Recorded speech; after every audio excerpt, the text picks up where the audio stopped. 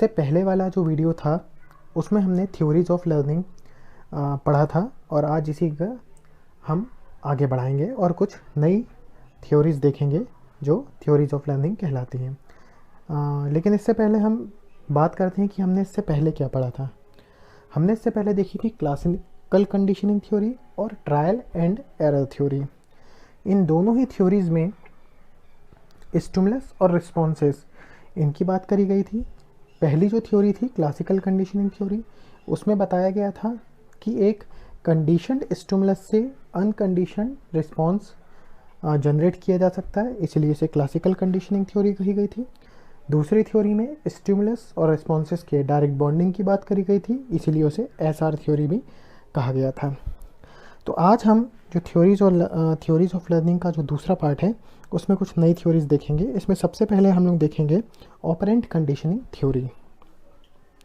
Operant conditioning theory को RS theory, क्रिया प्रसूत सिद्धांत या सक्रिय अनुबंधन का सिद्धांत भी कहा जाता है। इसे बीएफ स्किनर ने प्रपोज किया था या इस थ्योरी को बनाया था। ये बहुत ही जाने माने शिक्षाविद और मनोवैज्ञानिक थे और इनकी जो थ्योरी थी ये बहुत ही ज़्यादा विख्यात थ्योरी थी। इन्होंने जो इनका कार्य किया था वो थॉर्नडाइक जी के लॉ ऑफ इफेक्ट पर आधारित था इनका पूरा काम। और इन्होंने जो एक्सपेरिमेंट करा था उसमें इन्होंने चूहे का इस्तेमाल किया था। साथ ही साथ इन्होंने कबूतरों पर भी एक्सपेरिमेंट किए थे अपनी थ्योरी को प्रूफ करने के लिए, लेकिन चूहों पे भी इन्होंने एक्सपेरिमेंट किया था। स्किनर ने एक नई शब्द रीइंफोर्समेंट को अपनी थ्योरी में बहुत ज़्यादा बार यूज़ करा था, या एक नई टर्म रीइंफोर्समेंट इसको इंट्रोड्यूस करा था अपनी थ्योरी में। तो सबसे पहले जानते हैं कि क्रिया प्रसूत क्या होता है। एक्चुअली स्किनर जी के अनुसार मानव और जीव जंतुओं में होने वाली ऐच्छिक क्रिया जिनका प्राणी पर्यावरण में सक्रिय रहकर उपयोग करते हैं, स्किनर ने क्रियाओं पर ज़्यादा जोर दिया था। इसी कारण इसे क्रिया प्रसूत सिद्धांत कहते हैं। तो क्रिया प्रसूत की बात करें क्या होता है, सिंपल ये है जीव जंतुओं में होने वाली ऐच्छिक क्रिया जिसको प्राणी पर्यावरण में सक्रिय रहकर उपयोग करते हैं, इसीलिए इसे सक्रिय अनुबंधन भी कहते हैं, जो इसका नाम है ऑपरेंट कंडीशनिंग। मतलब सक्रिय, ऑपरेंट मतलब या तो संचालक हो या सक्रिय भी बोलते हैं, तो सक्रिय अनुबंधन सिद्धांत इसे कहा जाता है। इससे पहले जो पावलोव जी ने बात करी थी या हमारे थॉर्नडाइक जी ने जो बात कही थी कि स्टिमुलस के कारण रिस्पॉन्सेस जनरेट हो रहे थे, लेकिन जो स्किनर जी थे वो इस चीज़ को नहीं मानते थे। उनके अकॉर्डिंग या इन्होंने इन थ्योरीज को नकार के एक बात बताई कि रिस्पॉन्सेस जो है वो प्राणी तो जनरेट करेगा, मतलब जो मनुष्य है या कोई भी जीव जंतु है वो सक्रिय है तो वो रिस्पॉन्स करेगा, और इन रिस्पॉन्सेस के कारण स्टिमुलस जनरेट होते हैं। इसीलिए इस थ्योरी को RS theory, response stimulus theory का नाम दिया गया। ठीक है, तो इन्होंने बताया ऑपरेंट बिहेवियर क्या होता है, इसके बारे में बात करी थी। तो इन्होंने बताया ऐसी अनुक्रिया जो बिना किसी उद्दीपन के होती है, और इन ऐसी अनुक्रियाओं के कारण जो व्यवहार उत्पन्न होता है उसी को ऑपरेंट बिहेवियर कहा जाता है या सक्रिय व्यवहार कहा जाता है। ये व्यवहार या ये जो अनुक्रियाएं होती हैं ये सतत होती हैं या संभावित होती हैं, मतलब हर प्राणी होता है ये सक्रिय रहता है, इस कारण वो अनुक्रिया करता रहता है, जिसके कारण क्या होता है उत्तेजना या स्टिमुलस जनरेट होते हैं। तो इन्होंने जो स्टिमुलस थे उनको एक पुनर्बलन का नाम दिया या एक नई टर्म ला के दी रेनफोर्समेंट। तो रेनफोर्समेंट क्या होता है कि कोई भी घटना या उद्दीपन जो किसी प्रकार की अनुक्रिया से उत्पन्न होता है वह पुनर्बलन कहलाता है। इसी कारण इस थ्योरी को आरएस थ्योरी कहा गया है, क्योंकि इसमें पहले रिस्पॉन्सेस हो रहे हैं, रिस्पॉन्सेस के कारण क्या हो रहा है स्टिमुलेट जनरेट हो रहा है इनकी थ्योरी के अकॉर्डिंग।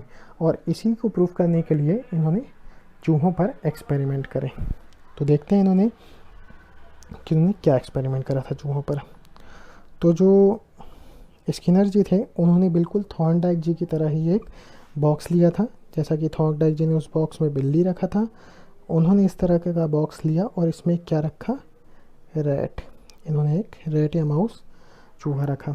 बॉक्स बिल्कुल सिमिलर था, इसमें प्रकाश आने की व्यवस्था थी, क्योंकि इनका मानना था कि प्रकाश उद्दीपन होगा तो जो जानवर होते हैं वो अनुक्रिया करते हैं प्रकाश में, तो प्रकाश आने के लिए उन्होंने जगह रखी थी।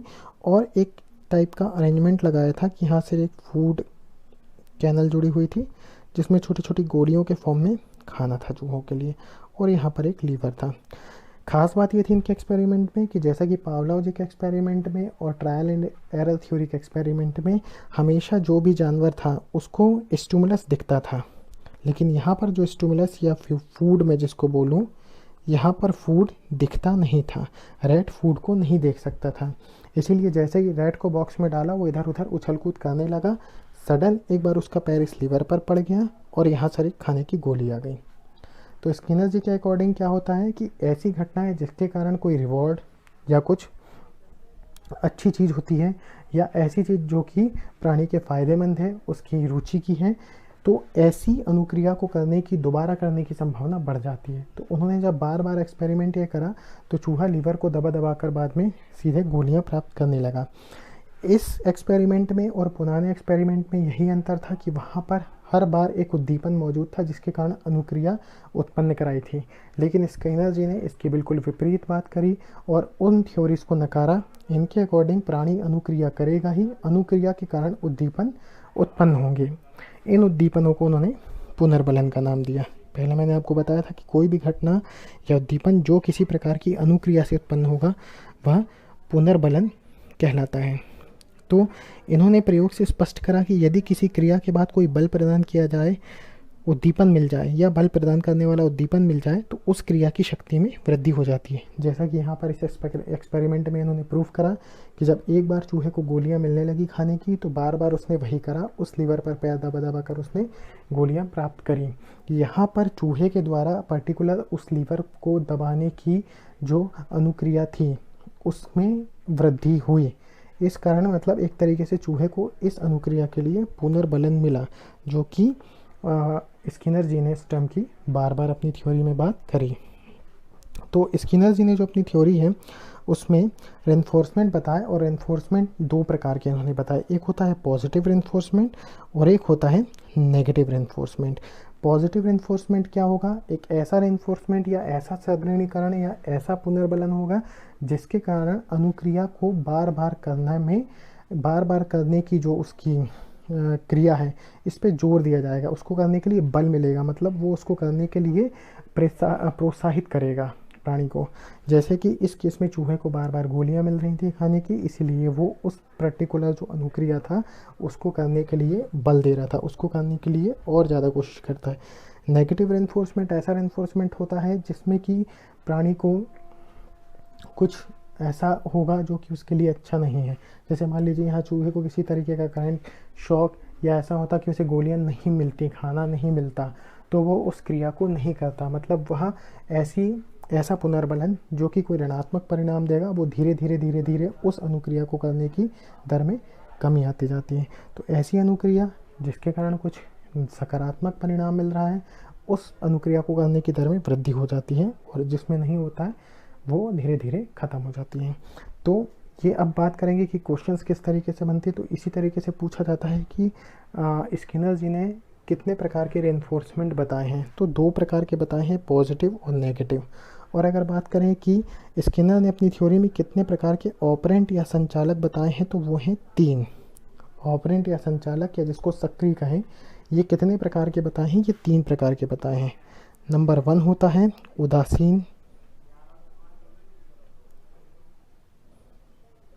नंबर 2 पुनर्बलन रेनफोर्समेंट जिसकी बात हमने करी है, और नंबर 3 होता है दंड या जिसको कहते हैं पनिशमेंट। तो ये 3 इन्होंने ऑपरेंट्स की बात करी थी अपनी थ्योरी में, लेकिन पुनर्बलन 2 प्रकार के बताए थे, पॉजिटिव और नेगेटिव। तो इससे रिलेटेड कई बार क्वेश्चन पूछे जाते हैं और पिछले किसी एग्ज़ाम में CITS के इस तरीके के क्वेश्चन पूछे भी जा चुके हैं। तो आई होप ये थ्योरी आपको समझ में आई होगी। इस थ्योरी का लर्निंग में कैसे प्रयोग है? तो लर्निंग में ऐसे प्रयोग है कि अगर हम किसी स्टूडेंट को कुछ सिखा रहे हैं, उसको कुछ बता रहे हैं, हमने उसका टेस्ट लिया और उसके बाद यदि उसको कुछ रिवॉर्ड मिलता है और वो ऐसा रिवॉर्ड मिलता है जो उसकी रुचि का है, जिसको करने से जिससे कारण उसको प्रेरणा मिल रही है, जिसको करने से उसको अच्छा लग रहा है, उस रिवॉर्ड के कारण उसको अच्छा लग रहा है, तो अगली बार परीक्षा में अच्छा परफॉर्म करने की उसकी जो इच्छा है या उसका जो मन है या जो उसकी अनुक्रिया है अच्छा करने की, वह बढ़ जाएगी, मतलब अच्छा करने की क्रिया को बल मिलेगा। तो इस तरीके से अधिगम में इस थ्योरी का बहुत ज़्यादा महत्व है और इसको प्रयोग कर अधिगम को प्रभावी बनाया जा सकता है। तो ये थी ऑपरेंट कंडीशनिंग थ्योरी। इसके बाद एक और थ्योरी देखते हैं जो कि है इनसाइट थ्योरी, जिसे कहा जाता है अंतर्दृष्टि सीखने का अंतर्दृष्टि सिद्धांत। ये गेस्टाल्ट थ्योरी है। अब ये गेस्टाल्ट थ्योरी क्या होती है? गेस्टाल्ट का अर्थ होता है पूर्णकारिता। तो इसके अनुसार क्या कहा गया है कि व्यक्ति किसी वस्तु को आंशिक रूप से नहीं बल्कि पूर्ण रूप से होता है। यानी इनका कहना यह था कि जो अधिगम होता है वो अपने आप में संपूर्ण होता है, वह आंशिक नहीं होता है। किसी चीज़ को या तो सीखेगा या नहीं, तो अधिगम अपना पूर्ण रूप से होता है। तो गेस्टाल्ट का अर्थ होता है पूर्णकारवाद। गेस्टाल्ट थ्योरी जो थी वो दी थी मैक्स वेदरमियर ने इस थ्योरी का प्रतिपादन किया था। ठीक है, और पूर्णकार के ही जो बेसिस है, पूर्णकारवाद का ही जो बेसिस है वो है इनसाइट या अंतर्दृष्टि। अब बार बार ये शब्द आ रहा है अंतर्दृष्टि, तो अंतर्दृष्टि होता क्या है? तकनीकी तौर पर अंतर्दृष्टि का अर्थ होता है किसी समस्या के हल को एकाएक पकड़ लेना। आपके सामने कोई प्रॉब्लम है, आप उसको सॉल्व करने की कोशिश करते हैं, लेकिन कई बार ऐसा होता है कि हम सडनली एकदम से उसको सॉल्व कर देते हैं। ठीक है, तो अंतर्दृष्टि का अर्थ होता है किसी समस्या के हल को या किसी भी हल को एकाएक पकड़ लेना। इससे एक ऐसी प्रक्रिया प्रारंभ हो जाती है जो परिस्थिति के अनुसार चलती रहती है। ऑब्वियस सी बात है, हम जिस समस्या में या जिस परिस्थिति में होंगे और अगर हमें उसका हल मिल रहा है तो हम परिस्थिति के अनुसार ही कार्य कर रहे हैं। ठीक है, तो इनसाइट थ्योरी जो है वो गेस्टाल्ट थ्योरी का ही हिस्सा है, या गेस्टाल्ट थ्योरी का बेसिस इनसाइट है। आगे वोल्फगैंग कोहलर ने जो था चिंपांजी पर एक्सपेरिमेंट करा था इनसाइट लर्निंग को समझाने के लिए। तो आइए देखते हैं इन्होंने किस तरीके का एक्सपेरिमेंट किया था चिंपांजी के ऊपर। ये याद रखने वाली बात है कि हर थ्योरी में किसी न किसी जानवर को लेकर प्रयोग किया गया था। जैसे कि हमने अभी पिछले ऑपरेंट कंडीशनिंग थ्योरी में या सक्रिय अनुबंधन की थ्योरी में देखा कि वहाँ पर चूहे और कबूतर, उन्होंने कबूतरों पर भी करा था। लेकिन अगर क्वेश्चन में आपको चूहे मिलते हैं तो चूहे लगाइए, कबूतर मिलता है तो कबूतर लगाइए, और दोनों मिलता है तो दोनों लगाएंगे। और इनसाइट थ्योरी में किस पर करा गया? चिंपांजी पर प्रयोग करा गया। तो आइए देखते हैं क्या है, क्या एक्सपेरिमेंट करा इन्होंने। तो इन्होंने कोहलर जी ने एक चिंपांजी जिसका नाम था सुल्तान, कई बार यह भी क्वेश्चन पूछ रहता है क्या नाम था चिंपांजी का नाम? चिंपांजी का नाम था सुल्तान। तो सुल्तान नाम के चिंपांजी पर उन्होंने एक्सपेरिमेंट करे। उन्होंने अपने एक्सपेरिमेंट को 4 भागों में बांट दिया। ठीक है, इसे 4 टुकड़ों में उन्होंने बांट दिया। नंबर पहले वाले में क्या करा कि एक बॉक्स में चिंपांजी को रखा, ठीक है, और उसके सामने एक केला रख दिया। केला बॉक्स से बाहर था, इतनी दूरी पर था कि चिंपांजी अपने हाथ से उस केले को नहीं उठा सकता था। और पिंजरे में एक उन्होंने क्या रखी? स्टिक भी रखी।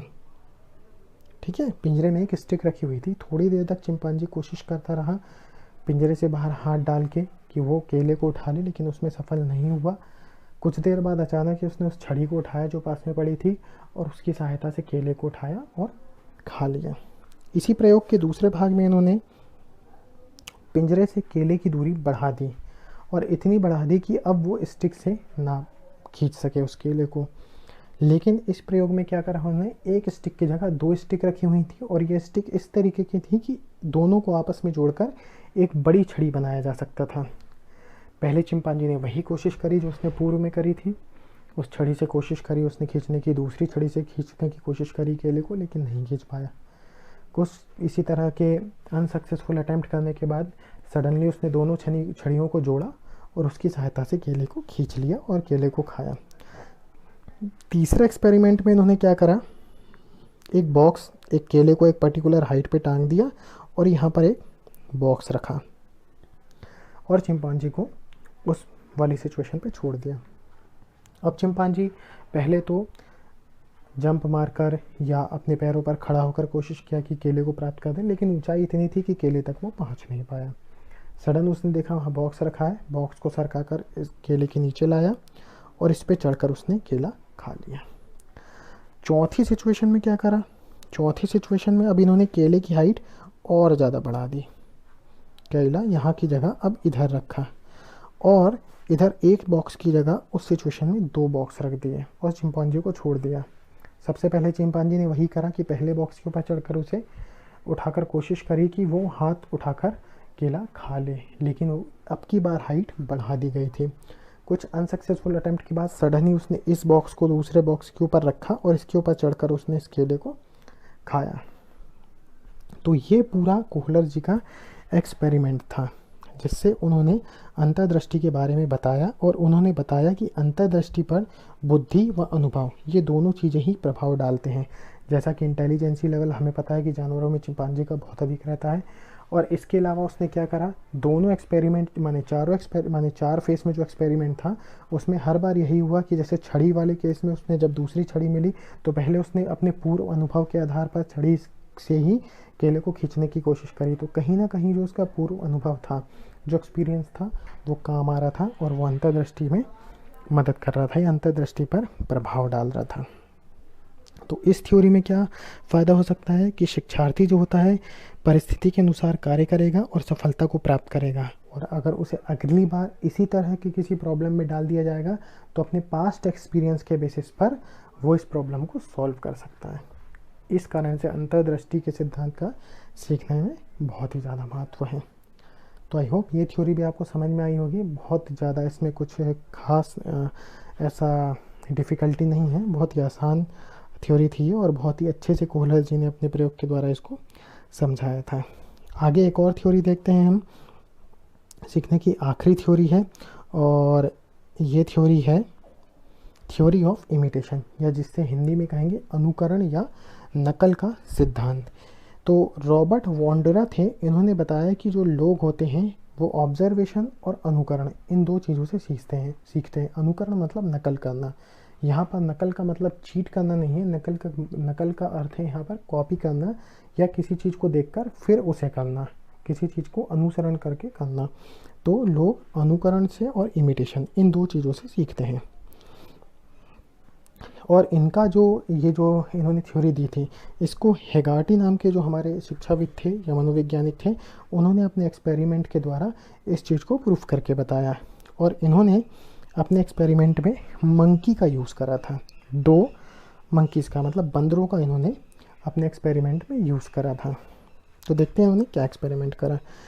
हेगार्टी जी ने जो अपना एक्सपेरिमेंट करा उसमें कुछ इस तरीके का अरेंजमेंट करा, माफ़ कीजिएगा, हेगार्टी जी ने जो अपना एक्सपेरिमेंट करा था उसमें कुछ इस तरीके का अरेंजमेंट करा कि इन्होंने 2 पिंजड़े रखे आमने सामने। ये पिंजड़े बार वाले थे, छड़ वाले, जिसमें से कि बिल्कुल स्पष्ट रूप से एक दूसरे को देखा जा सकता था। पहले पिंजड़े में भी एक मंकी रखा, मान लीजिए M1, और दूसरे में एक M2। पहले पिंजड़े में उन्होंने कुछ इस तरीके का अरेंजमेंट रखा कि यहाँ पर एक ट्यूब रखी हुई थी और इसके अंदर केले रखे हुए थे कुछ, और साथ में एक छड़ी रखी हुई थी इस तरीके की कुछ। तो जब इन्होंने बंदर को इस सिचुएशन में पहले बंदर को डाल दिया और दूसरे बंदर को इस तरीके से रखा कि वो उसको ऑब्जर्व कर रहा था, देख रहा था कि यार ये पहले बंदर के साथ क्या हो रहा है। तो उसने देखा कि ये पहला बंदर बहुत कोशिश करा, इधर उधर भागा दौड़ा, कोशिश करा कि ये केले खा ले। हाथ उसने डाला उस ट्यूब के अंदर और निकालने की कोशिश करी, लेकिन उसका हाथ नहीं पहुंच पाया क्योंकि ट्यूब के बिल्कुल एंड पर रखा हुआ था, काफ़ी अंदर रखा हुआ था, उसे हाथों की सहायता से बंदर नहीं निकाल सकता था। फिर बंदर ने क्या करा, कुछ देर बाद उसने देखा कि वहाँ पर एक छड़ी पड़ी हुई, उसने छड़ी लिया और छड़ी को डालकर केले को सरकाकर खाने की कोशिश करी। थोड़ी देर के अटेम्प्ट के बाद उसने केले निकाले और बढ़िया खा लिए। अब ये सिचुएशन इस तरीके से क्रिएट करी गई थी कि ये पिंजड़े आमने सामने थे और दूसरा मंकी जो था इस पूरी जो प्रोसेस हो रही थी उसको ऑब्जर्व कर रहा था कि यार वहाँ ऐसा क्या चल रहा है। और फिर जब कुछ देर बाद इस मंकी को भी सेम सिचुएशन में डाला गया कि वहाँ एक ट्यूब रखी और उसके अंदर केले रखे और यहाँ पर भी एक ऐसी छड़ी रख दी, तो उसने इस छड़ी को उठाकर केले निकाले और केले खा लिए पहली बार में ही। उसने इस बंदर की तरह कुछ अनसक्सेस काम नहीं करा, उसने डायरेक्ट वही करा जो उसे सॉल्यूशन प्रॉब्लम का पहले बंदर ने निकाला था। मतलब उसने प्रॉब्लम का जो भी सॉल्यूशन इसने निकाला था अपने ऑब्जर्वेशन के द्वारा उसको देखा और अपने ऊपर जब ऐसी सिचुएशन आई तो उसे फॉलो करा। तो ये हेगार्टी जी के प्रयोग ने ये साबित कर दिया कि लोग अनुकरण से सीखते हैं, लोग नकल के द्वारा सीखते हैं, जैसा कि रॉबर्ट वॉन्डरा जी ने अपनी थ्योरी में कहा था। तो इसे ही कहा गया है थ्योरी ऑफ इमिटेशन। तो इसका तो बिल्कुल हम लोग के पास लाइव एग्जांपल होता है कि जब भी हम लोग कोई स्किल सीखते हैं जब भी हम कोई स्किल डेमोन्स्ट्रेट करते हैं तो सबसे पहले क्या होता है, स्टूडेंट्स को साथ में कलेक्ट करके और जहाँ पर भी हम लोग अपना एक्सपेरिमेंट परफॉर्म करना है वहाँ पर कर बताते हैं कि किस तरीके से इस चीज़ को करना है, किस तरीके से टूल्स को रखना है, किस तरीके से अरेंजमेंट करना है, क्या प्रोसेस हम करने वाले हैं। अगर हम कोई कटिंग प्रोसेस या कोई मशीनिंग प्रोसेस परफॉर्म करके दिखा रहे हैं तो कैसे पैरामीटर्स रखना है, वो सारा चीज़ हम लोग बोलते हैं कि अच्छे से इस पर नज़र रखिए, क्योंकि नेक्स्ट टाइम आपको भी ऐसे ही ऐसा करना है। तो सभी लोग क्या करते हैं, ऑब्जर्व करते हैं, देखते हैं, कुछ प्रॉब्लम होती है तो पूछते हैं और फिर खुद करने की कोशिश करते हैं। तो थ्योरी ऑफ इमिटेशन का भी लर्निंग में बहुत ज़्यादा इम्पोर्टेंस है। तो यहाँ पर हमारा ये जो थ्योरी ऑफ लर्निंग था, लर्निंग की थ्योरीज थी, ये यहाँ पर ख़त्म होती हैं। तो आई होप ये थ्योरीज जो हम लोगों ने दोनों वीडियोस में करी आपको समझ में आई होंगी। और स्टिल अगर कोई डाउट रह जाता है तो जो हमारा क्वेश्चन वाला राउंड होगा, क्वेश्चन वाला हम एक सेशन रखेंगे, इसमें वीडियो बनाएंगे, उसमें मैं स्टेप बाय स्टेप जितने भी क्वेश्चन आएंगे सबको आपको सॉल्व करवाऊंगा। वहाँ पर जो थ्योरी होगा हम उसको रिवाइज भी करेंगे, एक रिवाइजरी फॉर्म में पूरा मैं वो वीडियो डालूंगा। तो ये थ्योरीज ऑफ लर्निंग यहाँ पर ख़त्म होता है। इसके बाद अब आपका जो टॉपिक बचा है वो है मोटिवेशन, और मोटिवेशन के बाद आपकी यूनिट ख़त्म हो जाएगी। तो आई होप ये वीडियो आपको समझ में आया होगा, और इसको देखिए, पढ़िए, एंजॉय करिए। Thank you.